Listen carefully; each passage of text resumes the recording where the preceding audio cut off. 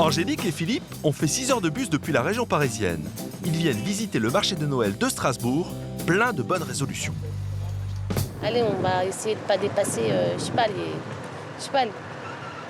allez, 150, 200 euros, parce qu'on a quand même la famille, les enfants. On ne voudrait pas retrouver les choses qu'on retrouve chez nous, en région parisienne. On voudrait découvrir d'autres choses. Bienvenue sur le plus ancien marché de Noël de France. Répartis sur 12 sites à travers la ville, 300 chalets proposent des décorations. Regarde chérie, celle-là, elle est belle. Du vin chaud et toutes sortes de cadeaux. Regarde celle-là en couleur or et blanc, là. Elle est sympa aussi. Il y en a tellement qu'on ne sait pas que choisir. Angélique et Philippe ont les yeux qui brillent à tous les stands. Enfin, presque. Je trouve ça trop simple, trop basique, on le trouve partout, ça. À part, c'est parce que c'est marqué Strasbourg, mais sinon, ce genre de choses, on le trouve partout. Des articles de foire ou des produits traditionnels, que trouve-t-on vraiment sur les marchés de Noël? Depuis 15 ans, cette tradition originaire de l'Est s'est exportée dans toute la France, à Lyon, Marseille, Toulouse et même Paris. À tel point que certains élus n'hésitent pas à qualifier ces villages de Noël d'attrape-touristes. Le touriste est pris un peu pour un gogo, prêt à acheter n'importe quoi. Ces marchés sont toute une série de baraques qui sont louées très cher à des petits commerçants qui sont donc obligés d'élever les prix et de proposer aux clients des produits chers et pas de bonne qualité. Pourtant, ces événements attirent les foules. 1 million de visiteurs sur le marché de la Défense, près de Paris, 2 millions à Strasbourg. Mais tradition et authenticité sont-elles toujours au rendez-vous?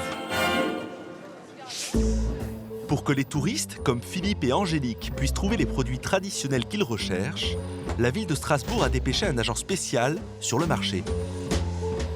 C'est la vraie mousse, ça Ah ouais, c'est vrai. Ouais. La mission de Renaud de Maillard, faire appliquer le nouveau règlement de la mairie. Renaud de Maillard, vous allez bien? Ouais. Alors, est-ce que vous avez votre autorisation sur vous ici ou pas du tout? J'ai toutes les autorisations. Bon, c'est, vous voyez, une fontaine Bouddha, tout ça, c'est par exemple ces choses, ça, je suis pas sûr qu'on l'ait autorisé. Ça faudra qu'on voit. Et à mon tour de vous interrompre, et les cagoules en... Ça a été accepté, monsieur, ça a été accepté. Non, pas en polaire, ça, je suis sûr que non. Les cagoules en polaire ne sont plus du goût de la mairie, qui mène une révolution culturelle pour recentrer les produits vendus sur le thème de Noël. Peu à peu, on sait bien que c'est pas en une année qu'on peut avoir tout le résultat. Mais bon, les décorations, c'est bien. Les produits, il y a encore du boulot. Alors je ferai des efforts, monsieur. Merci quand même de pouvoir être là depuis 20 ans. Moi, personnellement, ça nous permet de vivre une partie de l'année. Sur le marché, il n'y a que 300 places pour 1000 demandes annuelles. Alors, pour conserver leur chalet, les commerçants ont tout intérêt à respecter à la lettre l'esprit de Noël. Alors là, on est sur un stand qui est vraiment un bon élève du marché de Noël et non seulement de la place de la cathédrale. On leur a demandé de faire des efforts en termes de décoration et on est sur un tissu kelch tout à fait typique d'Alsace, des décorations à base de broches de sapin naturelles. Et au niveau des produits, on n'est que sur la production personnelle donc de ces personnes. C'est une image pour nous tout à fait typique de l'authenticité du marché de Noël. Voilà. Merci madame. Le succès du marché de Noël strasbourgeois a fait des envieux. À Neuilly, le siège de la société de Jean-Claude Mérite. Il y a 17 ans, il a eu l'idée d'importer en région parisienne les petits chalets alsaciens. Mon bureau, c'est un chalet. Un tout petit chalet dans lequel je vous ai mis à l'intérieur. Depuis son bureau, aux aires de Maison du Père Noël, Jean-Claude Mérite gère une douzaine de marchés dans toute la France. Dans sa hotte, une recette toute simple à l'efficacité prouvée.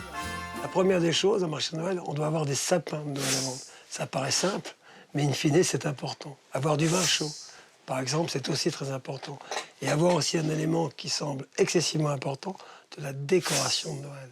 Et puis, je dirais, des 1000 petits cadeaux qu'on recherche pour la tante tarte à bouif, pour ceci, pour cela, et pour faire plaisir aux uns et aux autres. Alors, ce sont des produits qui, naturellement, doivent avoir une cité. Si le foie gras, et on peut acheter du foie n'importe où, là, ce sont vraiment des producteurs. Oui. Les marchés de Jean-Claude sont très demandés. Victoria, la commerciale, est chargée de louer les emplacements. Aujourd'hui, elle fait affaire avec 2 malgaches. Elles veulent un chalet pour 1 mois pour vendre des robes traditionnelles. Le chalet est à 5 000 € hors taxe pour un chalet 3 par 2. 5 000 € pour un emplacement avec chalet à La Défense, le quartier d'affaires de Paris, contre 645 pour un emplacement chalet non fourni dans la capitale alsacienne.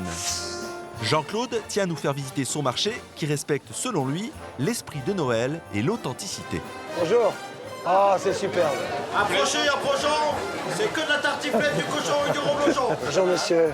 Bonjour. Bonjour. Sans colorant, sans conservateur. Elle arrive d'Ukraine. De la Russie. De la Russie, mais vraiment avec des produits qui, effectivement... Vous voyez, par exemple, ça, c'est pas très facile à vendre. Pendant la visite, nous sommes étonnés par certains produits. Nous décidons de conduire Jean-Claude sur un étal plutôt intrigant. Regardez, les trésors 18 ans et plus qu'on retrouve là. Ah oui, ça... Oui, c'est effectivement. Qu'est-ce que ça fait là? L'avion, par exemple. Ouais. Pour dormir dans l'avion. Peut-être pas très joli dans un marché de Noël. Oui, c'est ce que les gens ils achètent. Hein. Oui, je sais, mais on peut pas mettre dans un marché de Noël, ça. Très honnêtement, c'est pas possible. Franchement, je vous le dis, on va revenir demain parce que là, je suis quand même très surpris de ça. Très surpris de ça. C'est impensable. Franchement, je suis passé, je l'ai pas vu. Mais très sincèrement, il faut que ça disparaisse. Vous pensez pas que ce serait bien d'avoir une espèce de contrôle sur le marché pour... Mais attendez, on a un contrôle sur le marché. Hein.